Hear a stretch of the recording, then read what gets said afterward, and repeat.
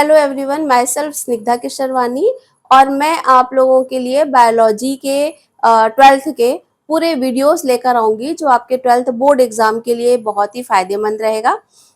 हमारा जो वीडियो है वो बहुत ही शॉर्ट में होगा, जिसमें कि छोटे छोटे टॉपिक्स मैं लूंगी।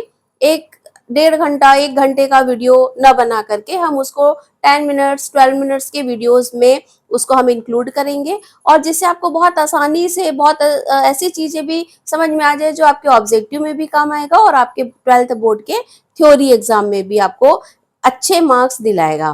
ठीक है, तो मैं आज जो स्टार्ट कर रही हूँ पहला वीडियो, तो आपके पहले टॉपिक के यूनिट के हिसाब से मैं एनसीईआरटी के सिलेबस के हिसाब से आपके वीडियोस तैयार करूंगी।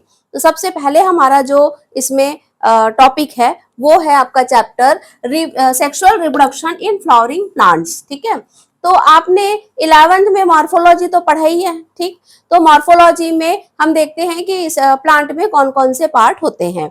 तो यहाँ पर हमको देखना है कि जो हमारा टॉपिक है पहले हम उसको समझें। हमारा टॉपिक है sexual reproduction in flowering plants. तो प्लांट्स में एसेक्सुअल रिप्रोडक्शन भी होता है, सेक्सुअल भी होता है। आपने ब्रायोफाइट, टेरिडोफाइट, है ना, एल्गी पढ़ा है। उसके बाद जिम्नोस्पर्म और एंजियोस्पर्म। तो जिम्नोस्पर्म तक हम देखते हैं कि इसी में फ्लावर तो है ही नहीं।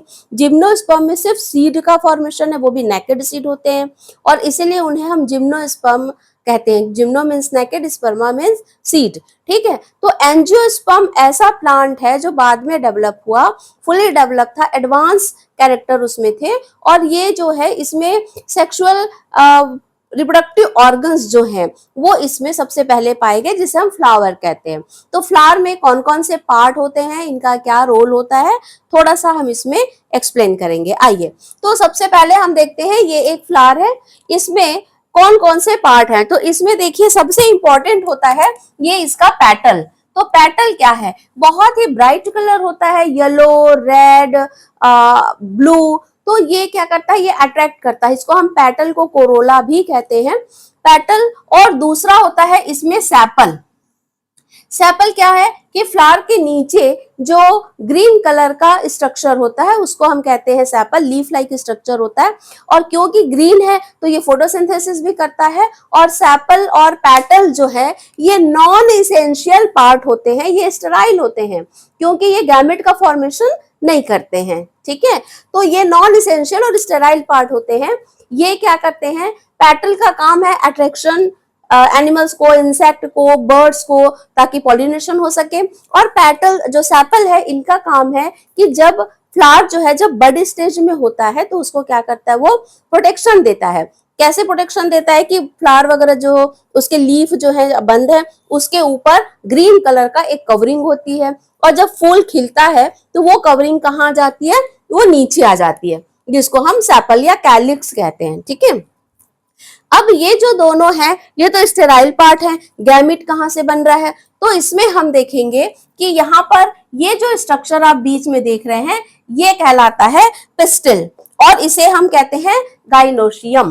तो ये जो पिस्टिल है इसमें 3 पार्ट होते हैं, स्टिग्मा, स्टाइल एंड ओवरी, और ओवरी के अंदर होता है ओव्यूल।